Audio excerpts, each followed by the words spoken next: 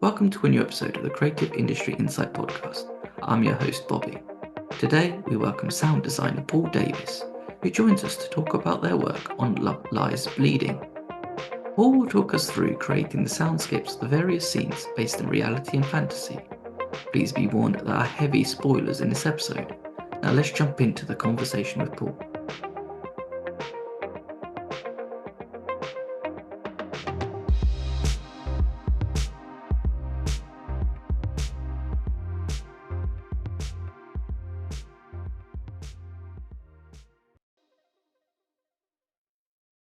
Hi, Paul. Thank you for joining me today.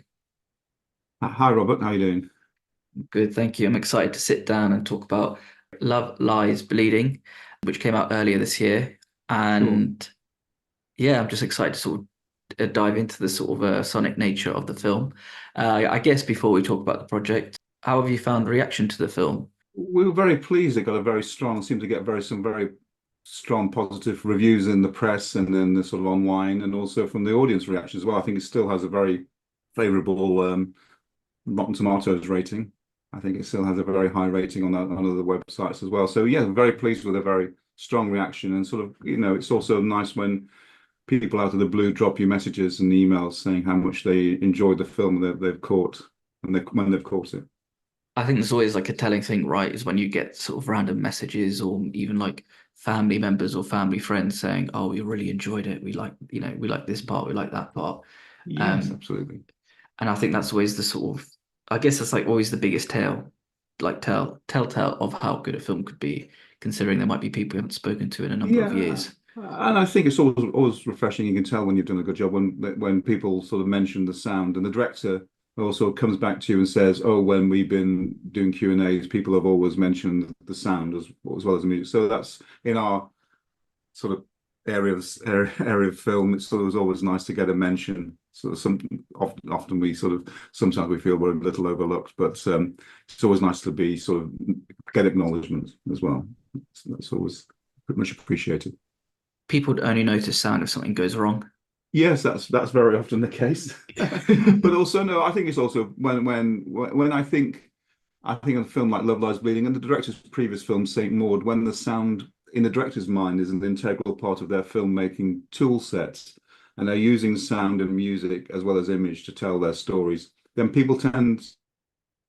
audience members tend to notice that, and critics tend to notice that, and that's the reason you tend to get singled out. It's it's a skill of the director, sort of the knowledge of the sort of the creative of the filmmakers as well, is that they're using all the tools that they're in the arsenal at their disposal. It's not mixing metaphors too much. Yeah, and I think with, especially like with sound, because you can't see it, it's something that people would not necessarily recognize sometimes. Like, you know how you can watch a scene, for example, but like with sound, it's not really there. It's just something that you hear that comes towards you compared to what, I don't know, what, as I said, like somebody saw a tracking shot, they could see like, wow, that's like a really good shot that Yes, they've come I up think with. visual VFX CGI. Yes, people notice that, but I think they tend to. I think what it is a successful sound very often seems part of the image, and people associate it with what's on the screen. And it's often been said that good sound makes the pictures seem better, but not necessarily people necessarily notice it. But I think that a film like Love Lies Bleeding, there's where sound is told as a storytelling technique. I'm thinking of certain scenes in there, in certain sequences, the Las Vegas bodybuilding show as well, where we become highly subjective and use of sound and music is used to tell the story. I think a lot of people tend to do notice those sequences. Mm. Before we sort of jump into those scenes, how did the project come about? Was it a case of Rose Glass giving you a call, being like, "I've got another project," you know? Yes, it literally was like that. Is Oh, I mean, she'd asked me to work on Saint Maud. I worked with her for the first time on that film, and she sort of literally then a couple of years later made contact and said, "I've got a new script, Love Lies Bleeding. Would you like to read it? And I'd like you to work on it again as well." So it's simple as that. So it's always nice to be asked to work together again. And I think that was a very successful, which was a very successful working relationship the first time around on Saint Maud. I guess that's also a big thing is when you have someone that comes back to you again to say, "Oh yeah, I would love for you to join and come back again. Let's do this, let's do that." It's always the biggest sort of thing, right? When you can then work with someone again, there's always have that working relationship. It probably makes it Well, easier in the you have a shorthand. short. I have a shorthand, and it was very important. I think on Saint Maud was a first time feature for Rose, bit of a lower budget, and I think she had more time to make it. The pressure was a little bit. I mean, she may disagree with me. I think, but the time pressure was a little bit less, and we were able to work to collaborate together quite a lot. She sort of came to see me in my sound editing suite quite a number, 5 or 6 times, and we sort of, we worked quite closely on the film together. Not to say that on Love Lies Bleeding we didn't work closely, but there was a lot more calls. It's a bigger film, bigger budget film, a lot more moving parts, more calls on her attention. So time with her was more precious. So it was useful to have that prior working relationship so that we could and have the trust as well, so we can just get on and go on ahead and do it, and then wait for her when she was ready to come and review the work, the sound edits, that work in progress or pre-mixes or final mix. But yes, it definitely does help build up a shorthand the second time around. I guess as well with that shorthand is that you know what the director would like and what they want to go for. Yeah. Yeah. So even though that we were very aware that this was, even though very much a Rose Glass, still a Rose Glass film, a very different film. We weren't talking about a subtle, in many ways, Saint Maud quiet horror film, which a lot was subjective. This was funnier possibly than Saint Maud, but also more, certainly in many respects, more violent, but more visceral. And there's more, we had cars and guns, more action sequences. So it's very much a different beast, not set in Scarborough, but in Albuquerque, shot in Albuquerque, New Mexico. So again, a different, very different beast, I think.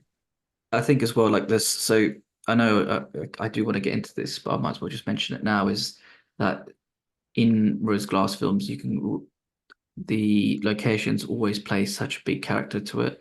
Even in Saint Maud, like the depressive nature of it, whilst then here, you have like the polar opposite. So it still kind of feels a bit like depressive nature, but you have the polar opposite in terms of like the weather. So it's like very hot. You can feel it's kind of sticky, and there's always like that like dryness in the air. Yes, I think so. I think you're right. Location is a huge is part of the character of it. Scarborough. I don't think it was in Saint Maud. I don't think she was being specific about geographical location, but it was a sort of recognizable, run-down English seaside town. And then, although shot in Albuquerque, New Mexico, it's somewhere Midwest, southern Midwestern America. What was liberating was that I've worked on films that set in America before. One in more naturalistic films, and I was always hyper aware, me coming from the UK, that one has to be sort of very authentic, over authentic with the sort of the natural ambiences and the wildlife one uses in the backgrounds in the film. Whereas in Love Lies Bleeding, we could be a little freer. So if you're paying attention, you might not notice that some of those night insects might not necessarily come from continental North America, but maybe elsewhere. But we're more after the effect, I think. It was freer. We're not we're not making a David Attenborough wildlife natural history documentary about Albuquerque, New Mexico. We're sort of creating a sort of environment which is its own space, I think. I think the town of in Love Lies Bleeding is definitely is its own specific, unique space. The Crater Yeah. Gym and the gun club, and then the crack in the earth. Yes, and there's like the whole feel of it is just a bit different. It's also, as you said, it's like it's never, even though it's shot in a specific like in Albuquerque, you don't know if it is Albuquerque or could be No, any other town in any that sort of. Midwest America, definitely. No, small town USA, definitely. And when you have something like that where you not necessarily need to be location specific, does that allow you to have a little bit more creativity? Do you think you can add a little bit more nuances that Yeah, in the yeah, soundscape? I think so, and I think we don't. The soundscapes can be stylized. We can slow insects down. We can put sort of, slow down drones. Play a lot. Whether sort of distant trains. And I mean, I think part of the concept of this original concept was there's a bit of a sort of sense of industrial area in the town as well, with sort of like some oil there's a shot of the oil refinery right she drives past right at the start. So it has so there's distinct spaces as well, the small town out in the desert with a crack in the earth as well, like the action sort of, then the various houses that are sort of featured in the film. Yes, and that's another thing you will notice, like because it's in America, there will be certain sort of hums and buzzes. Like I can imagine that you'd like to put in I don't know what they're called, but it's like the blue lights for the flies that will, that attracts the flies, or even the sound of like a aircon unit going. Yes, I mean, actually, I mean, that's what's the big advantage about American sort of houses. Very definitely, sort of you've got a little bit more leeway in the sort of, you better use some aircon in the houses. In night exteriors, it's not just like UK where it's just you've got silence and you can perhaps put a distant fox bark or dog bark. You've got all the panoply of insects and distant trains. You can use the iconography of American cinema, which you can use it have tools at your disposal to create a sonic landscape. You seem to have much more available to you. I mean, I think in St. Maud we use a lot of silence and distancy, certainly in the big house, certainly which that location. I mean, the town centre was a little bit different with the amusement arcades, and then Maud's flat. But I think I feel that sort of in Love Lies Bleeding, there's a bit more tools and sonic possibilities available as well to use in your dramatic palette to create set scenes. And it's also using the idea of using ambiences as score, as compositional elements as well. And I think that both films, both two different composers, I think the score and the ambiences, sound design work very well together as well. They're seamless in many ways, and probably looking back at now, there's areas of both films which I can't remember whether it was me or whether it was the composer who was responsible for for that section. Because you're creating your sound design, and that's going to be a part of element of the film. And of course, Yeah, the score is also an element, but it's kind of I don't want to say like false, but because it's like it enhances the scene in a different way. How do you work with a composer to then not have sound design and um, then what I th they've created overshadow one another? I think there's something I'd like to say about teamwork, which is very important with this as well. But so also, obviously, there's teamwork between the sound designer and the composer, but also the teamwork within the sound design team. Unlike a lot of short films or first-time features, where I think on St. Maud, I was responsible for all the sound design because it was just myself and the dialogue editor working on the film, and then a re-recording mixer.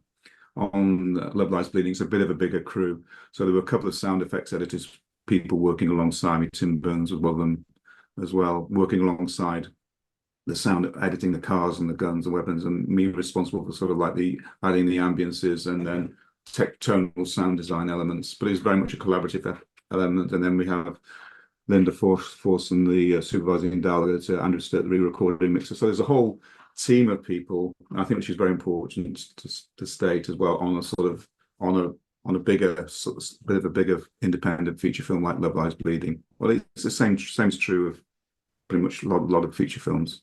There's a teamwork within the sound post team, and then there's the cooperation with the composer. On St. Maud, Adam Brzozowski, the composer, was actually Rose had actually got the composer Adam to compose music before the film was shot. So as mood pieces, so it could inspire her. And by the time I came to work on the film, once the picture was locked, within the temp track, Mark Tan's the picture editor, there's another essential component within this idea of collaboration. Had included within his track lay lots of the composer's demo and temp music, as well as other source cues. So there's actually quite a detailed music track, which I was working to on the Avid playouts. So I could hear what the music was going to be like, mostly, and right from the needle drops of source cues as well as the scored music. So I could sound design around it. And the same was true. And Mark and Rose have done an awful lot of work with the temporary music on Love Lies Bleeding. Although Clint Mansell, the composer, came along a little later in the in the process, so we didn't get to deal directly with Clint, but actually the template of where the music was had already been pretty much mapped out. Like, so we knew where music was going to be, what type of music, sort of type of music it was going to be. So we could again sound design around it. So I think it's very important. And I think it's something in my teaching, which I'm very keen to stress, is that the sound design also should be sort of really start at in the picture editing process, if not before, ideas drafted before, and music as well. And that the picture editor and director can work on the sound, not the final work, but sound demos, sound design ideas, demo music ideas. So that's very important because that does affect, of course, how the picture is cut, how fast or slow the cuts are, how long the cuts are, etc., etc. Yes, because I've spoken to other sound designers about the process of when they come on, and it's funny how other departments have mentioned about sound actually affects their work. So I was talking to someone about VFX supervisor about the project they were working on, and they said how sound actually saved them in the work they were doing because they didn't need to create something in visual effects. They let the sound play it out instead, which I found quite fascinating because you think like, wow, Yeah, that's absolutely. I think that on a sort of low budget film like Saint Maud, sort of the sound design period was quite relatively short. It was about 6 or 7 weeks, I think, and then the mix of about 3 weeks. Whereas on Love Lies Bleeding, the picture cut took a little longer, and the sound team were on board during the picture cut. So we were feeding sound design elements, rough bounces of spot effects, stems, and backgrounds, special sound design elements, back to the cutting, which were incorporated in the cut. So we could work on key concepts and get Rose's and Mark's sort of like temporary slide off, so we knew yes or no whether that was working or not, so we could point it in the right direction. But also it helps precisely that. So that would be in the play out that would go to the VFX department, so they could hear what the approach of sound design and music was going to be. So that I'm sure would be helpful to them as well. There's maybe a little bit more pressure with a bigger budget, but it's also what that does allow. It allows a bit more sort of intercommunication and sort of like not bit of a bit more non-linear approach to sound and picture. We can have a bit more back and forth between the two departments.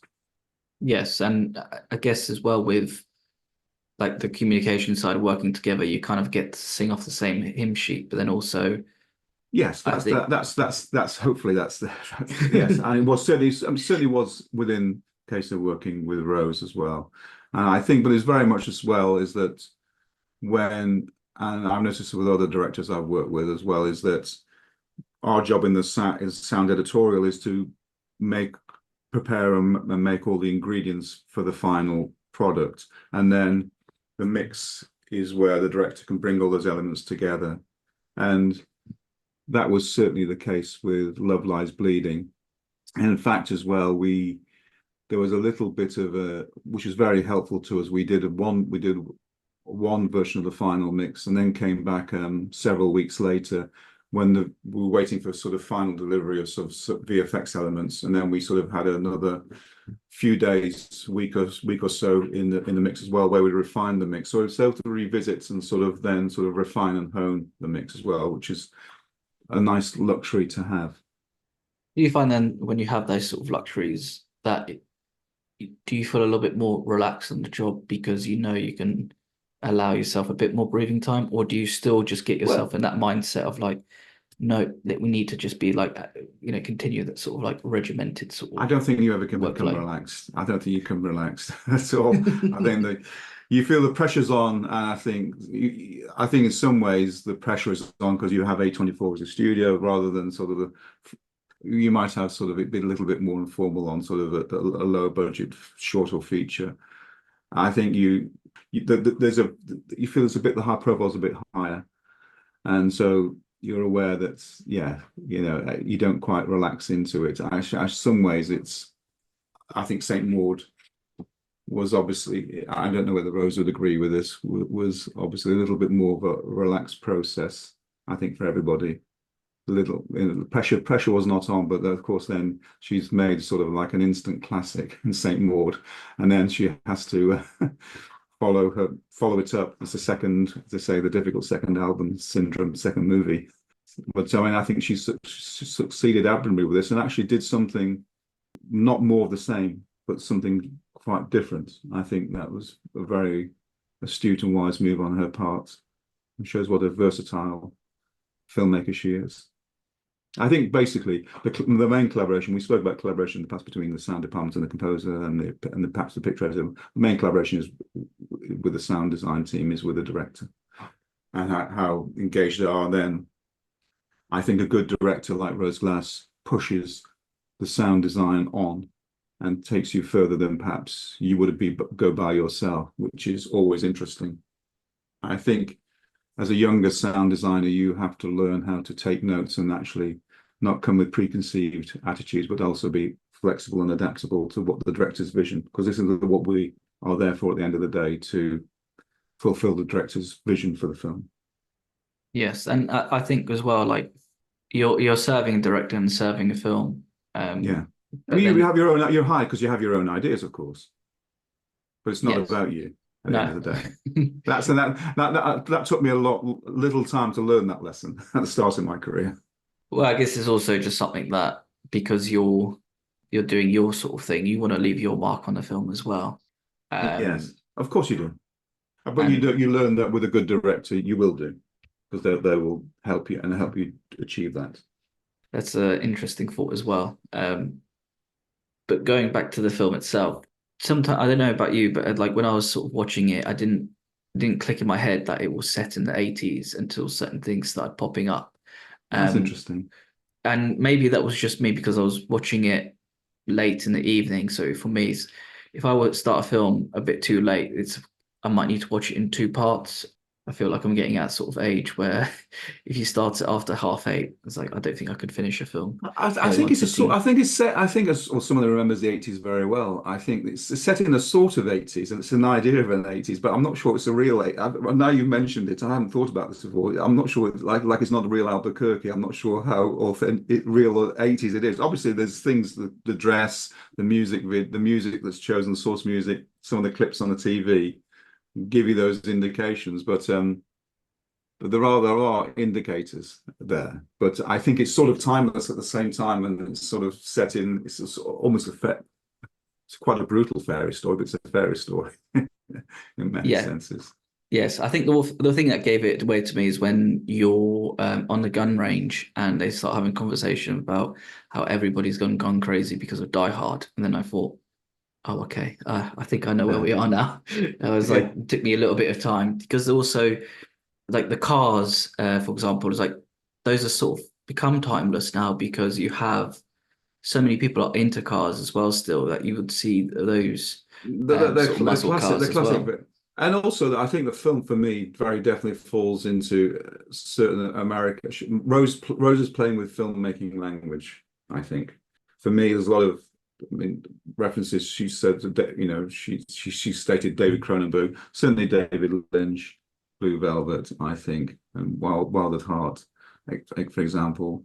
Another There are other references as well, but I think Rose is very much enjoying playing around with filmmaking language, and I think Saint Maud she did something similar as well. I think the references she gave to us for Love Lies Bleeding, including Cronenberg as well, but also I think for Saint Maud, the reference was more classic European horror thriller Repulsion as well. So, but those are just starting points for her to enjoy playing with those references and creating her own distinct Rose Glass world. And that makes it just so much easier, probably more fun as well, knowing that Yes, it does definitely. Yeah, you're not we specifically picking a we we're, place. we're not creating a period drama, costume drama, period drama. I mean, as I said, this the same goes with the authenticity of the natural ambiences. We can play around as well. We don't, I think we wanted to be faithful to the cars that were in the film. I think we want to be accurate as well, and some to the weapons. But I mean, we're not taking literalism too far as well. We're still using sound, free to use sound creatively.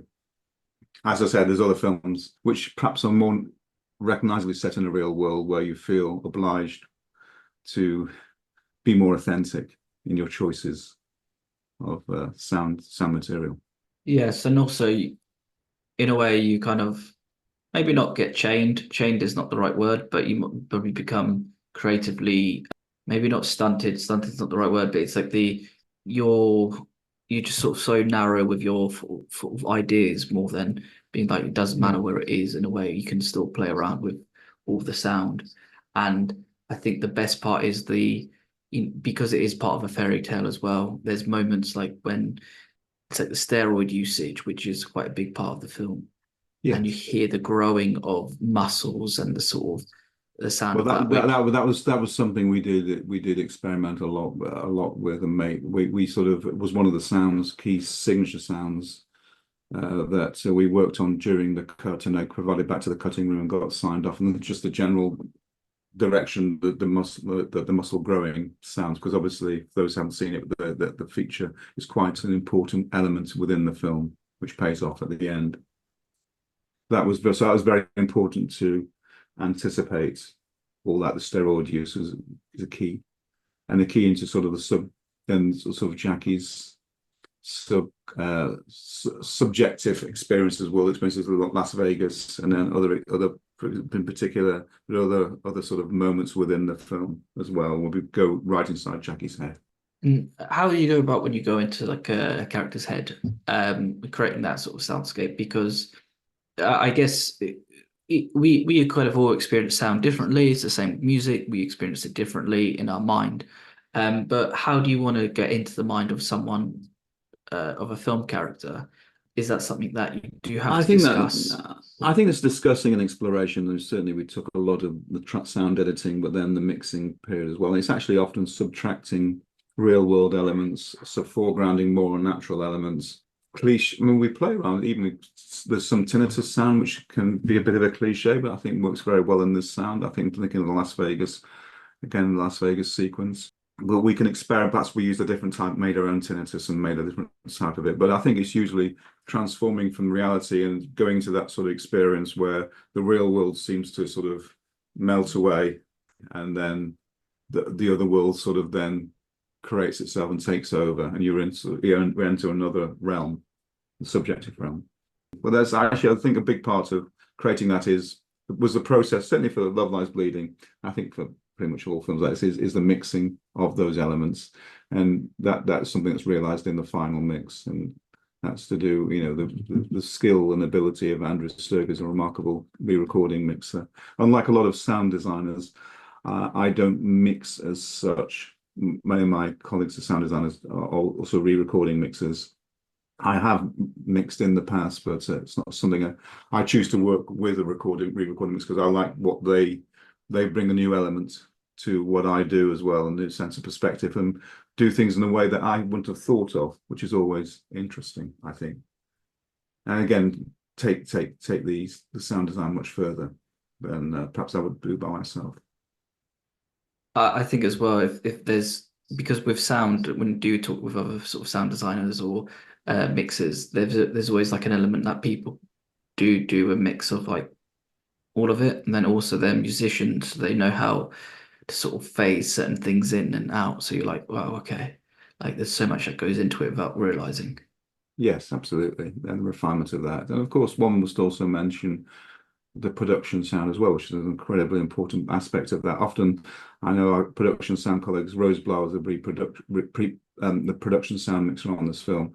Often another, even more overlooked part of the sound team, but sort of often have to fight their corner on sets. Having done a little bit of that in the early part of my career in the long distant past, I know that the hard work that's involved in getting well recorded dialogue, and I think we certainly had that on this film. Yeah, that's another thing where I think that probably gets overlooked on set, but it's also the discipline of it, like being in that booth or in your little Yes, station, yeah, hearing everything and being like, whoa, if they can just get yeah. the right levels as well. And I think actually, funny enough, Love Lies Bleeding was shot in 2022, which seems incredible. But there was actually there was shooting at the tail end of COVID restrictions as well, within where there was I think very much often on set you could hear they were obliged to have ventilators running on set. So something we had to deal with technically as well, because they have air conditioning on the set to just refresh the air, ventilate the air. So obviously it was another tricky issue to deal with. We had as a Yeah, sound team. yeah, because I can imagine during takes you can be like, wow, that's perfect on how they sound, but you can just hear that rattling of the ventilator in the Well, background. it wasn't a rattle, it was a more smooth whoosh, but rush. But I mean, it's still something we had to sort of eliminate. Not all the time, but I mean, it was another factor, and obviously created a whole number of difficulties of set protocol as well. Yeah, and I can just imagine as well, and Oh, part of that is just a bit part and parcel of the job, and it's also you could probably it's just the because I remember at uni we spoke about it, but I can't remember. It's like the temp track of the room, so that if you're doing that sort of over the shoulder, you can have that constant sound. yeah, the room tone, yes. Yeah, that's it. Thank you. Um, what I quite like as well is like about the film is like because it's set, it has those really quiet moments, but that all those quiet moments are always broken by something big. So we see in one scene where Kirsten Stewart is bringing in a lover to the house, and then that silence and that sort of awkwardness gets broken with a gunshot, Yeah. and Oh, yes. there's That yeah, was so that that was a number that was a yeah, there's a lot of debate about that scene actually, about how gruesome or gory we should be, or how effective the gunshot should be, how loud the gunshot should be. Because and I think it's interesting. We went a number of different ways, and I think obviously the way we went to the end is the way that Rose wanted to go. But I think yes, I think, but no, yes, that's often is a feature. Yeah, absolutely, and of course, having the quiets, having a sense of dynamics. Perhaps a lot of more mainstream contemporary Hollywood films have they're sort of like a wall-to-wall sort of noise in a way. There's a lot of wall-to-wall loud noise, and I think it's interesting with a film like Love, Lies, Bleeding, we could play with those quiet moments and accentuate, of course, the moments when we have louder sound effects and more dramatic moments.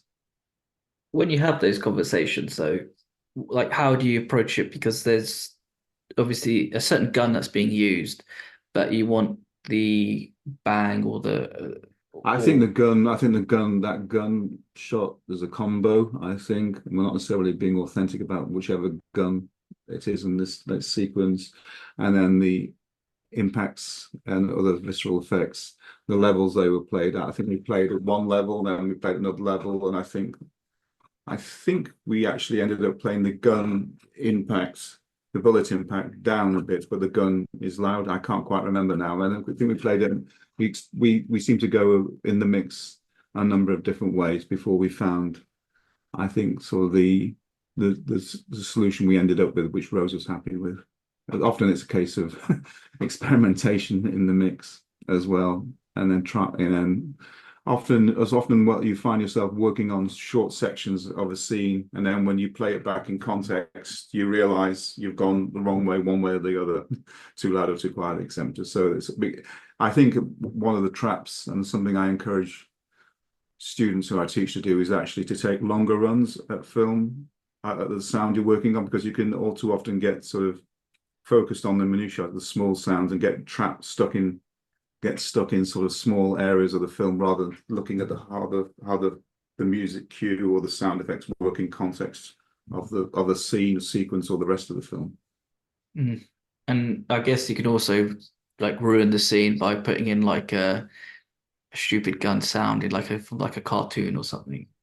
Well, you could do, but Mm. maybe that would just be the right thing within the right moment in the right film as well. Yes, you could. I mean, you could become too cartoony, too genre, too not. I mean, another film and another. You might want a dramatic effect, but you might want to be more naturalistic as well. I'm thinking of a film I worked on quite a while ago, 71, which was over 10 years ago, which was set in the sort of the period of the Troubles in Northern Ireland, where it has genre elements, but there's a more obligation to be realistic and naturalistic and not too sensationalistic. Although we did have very more powerful subjective sequences within that film as well. That was interesting. One which played with both. The film had naturalistic documentary or realistic elements, but also more subjective elements. That's a really interesting area as well. Whereas Love Lies Bleeding, I think the whole film, I described it as a fairy tale, is we're free to construct the world we want. We're constructing a world rather than reproducing, feeling obliged because of the subject matter to reproduce, be more faithful to a more naturalistic world. So it depends entirely on the film, of course, and the connection character of the film and the intention of the director and the writer. Mm. I think it's just again so much that you can still play with and really dive into with when you're creating certain scenes. And as you said, how many discussions you can have about how loud should it be, how not loud should it be, how should this play out. How And genre should it be? So, you know, the gunshot, in terms of gunshots, you know, there's genre guns, there's Tarantino-esque gunshots, and then there's perhaps another ones which are more authentic. But it depends on the intention and the style of the film, and the intention of the filmmaker.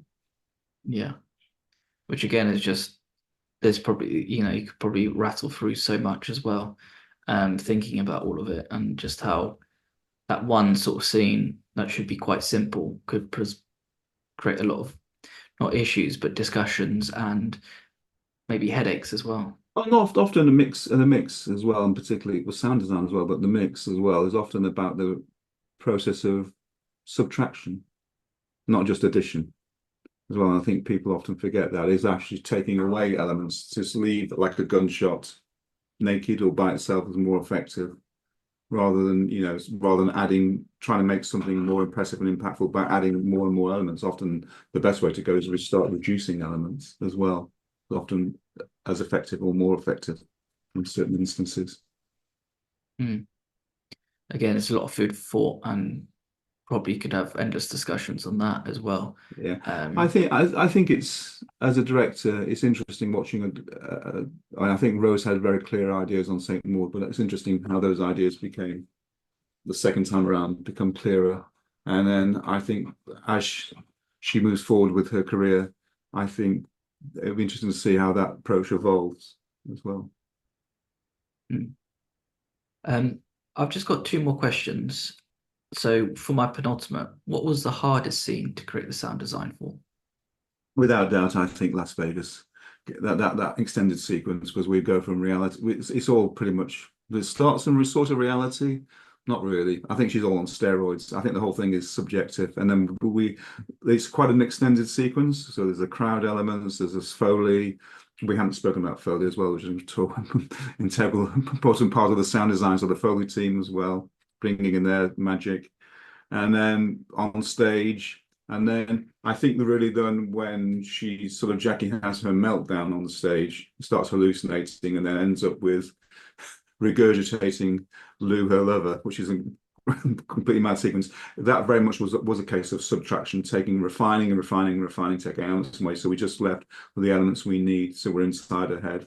That was certainly the area of the film, as I recall, we worked on longest within the sound editing and the mixing as well, and coming out through the police station later on. So that whole journey in Jackie's subjective, the experience of that whole sequence of the Las Vegas bodybuilding show, the aftermath and the police station, and then Lou Senior's car when we come back to reality, was yes, I think was the trickiest area.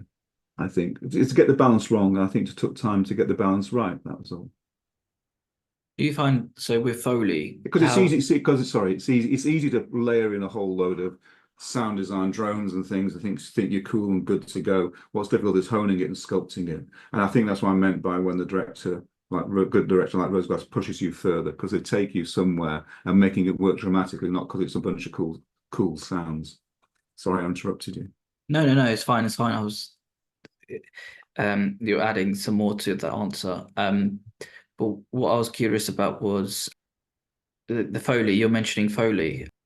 When it gets to sort of sequence like that, I guess Foley is always going to be important, but when it becomes one that's crossed between reality and fantasy, how does that then play a part in what you do?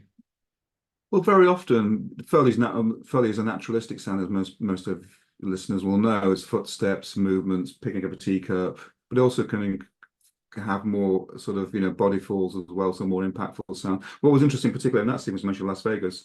What the Foley, the small movements, whether they're people brushing their hair or touching their clothes or the small sounds, you can reduce. Often it's very effective to reduce the backgrounds again right down and heighten and push the small movements, whether it's even hands on skin or flesh or clothes or brushing hair or I don't know, other small sounds. So you heighten the sounds unnaturalistically. And so that can again become a subjective moment. The hypodermic needles, for example, which feature in the film as well, as another element as well, and featured in Saint Maud too, I think, as well, that needle as well. So those moments can be pushed and heightened in an unnaturalistic way. So a natural sound becomes subjective just to the level and the context it's played in. Okay, because again, another thing probably underrated to be discussed is Foley sounds and how they're used in film. Yes. And then just to hit you with my final question, what was your favorite scene to do the sound design for? Often it's not an obvious scene, and I'm just thinking. I think probably it was the scene. There's two scenes actually creating the sound of the crack in the earth of the film, and then the void of that. I think that was interesting, and some of that element is my own voice processed heavily, and there's other sort of vocal elements within there from processed sound effects libraries. I think probably the scene where I got into the sound world was Lou, for not adding spoilers to this, but Lou coming in the sort of reel 3, which is midpoint during the film virtually, and finding Jackie has committed a murder, which is more specific than that, and there's a aftermath of a violent scene, but setting up the atmosphere in the exterior and in the house, because that was for me where the sound design elements all came together for the first time, and I think I found a way in. It's usually find a scene in the film which may not be the obvious scene, but is your way in to the style of the whole rest of the film. And for me, that's that scene. Okay, solid choice. I think there's, as you said, there's always the sort of obvious one would be the one that's like the most action scene or the most sort of one that like looks great visually, but I guess sonically it can always be very different to what you want to choose and what you want to do. Precisely, and I think there's always a scene which is interesting. There's a David Lynch comment, and he's typical Lynch in ways, and as a sort of eccentric phrase, where he calls it the duck's eye. There's a scene which is this scene within the film which contains the rest of the film, but may not be the most obvious to the audience, but for the filmmaker has sort of the rest is the key to unlocking the rest of the style of the rest of the film. I think it's quite interesting as well, just because the thought that other people would have and what they are thinking about whilst they're working or watching the film. Yeah, it's funny, isn't it? I just think it's funny how subjective people can be when they're sort of thinking about it, or the different caps that they can have on their head whilst watching a film and understanding what's going on in the scene or what Absolutely. somebody's going for. Absolutely, and you still watch a film, and again, certainly sort of I haven't watched Love Lies Bleeding for a while, but I'm sure I will watch it again and then sort of realize having a completely different experience with it. After as it's ever the different experience of watching a film for the first time you worked on for, and obviously watched over and over again with an audience, general audience for the first time. That's a real experience, but then that's the way the film becomes alive really for the first time. The audience, their reactions, unexpected and unexpected reactions, bring the whole experience alive for the filmmakers. And I know I said that was my last question, but I just want to ask one more as well. Maybe this is just a general sound one, but it could also be incorporated into the film. When you have your sound design and certain, where certain scenes are going to have it, maybe a brutal scene or just one of those sort of more shocking scenes or just an ordinary scene. What's it like experiencing your sound design with an audience when they're seeing the final product? Well, sometimes when you've got it right, because you get used to shocking, surprising, or violent scenes because you see the mechanics behind it. I mean, if you saw something like that in real life, I'd pass out. I can't stand the sight of blood, for example. When you're working on a film, you forget about it, and I think, oh, yeah, they've got the gunshot right. We think about the technical levels. The gunshot's the right level. We've got the splats. You got that. You got this. And then you watch it with an audience, and they go, they jump out their skins, and you forgot. Oh yeah, I suppose that is pretty, pretty strong. And there's a scene I think in Saint Maud where Maud inserts drawing pins into her plimsolls and steps. And goes for a walk in them, and actually you never see anything. But I think the sound of which is a bit over the top. I think of the drawing pins going into soles of her feet, sell the idea to the audience, convince the audience they've seen more than actually been shown, which I think is very interesting as well. And so watching an audience react to moments like that, which you've probably sort of started taking for granted and forget about the impact of them, that's what I mean by it sort of brings the film back to life for the filmmakers watching it with their audience for the first time. Yeah, and especially when it's funny how you mentioned that scene, and that's like the first thing that popped into my head when everyone mentioned Saint Maud is that scene. Well, it's just funny. It's my partner who's not involved with film at all. There's the film when I mentioned Saint Maud. It's a film she mentions all the time, and it's very interesting because I think when I was working on the sound effect for that, I thought this is really cheesy and over the top. But obviously, a drawing pin going into the sole of the feet makes no sound at all. But we have to make a sound that represents the idea, which is a bit squishy and yucky. And immediately, I think the audience cover their eyes, literally and figuratively. But maybe in your case, they cover their ears. They cover their ears precisely. Paul, thank you so much for your time today. Love Lies Bleeding is out now on streaming to rent or buy. Go out and listen to Paul and his team's work. Thank you again. Thank you, Robert. Thanks. I very much enjoyed our conversation. Nice talking to you today. Thank you. You take care and bye-bye. Bye-bye.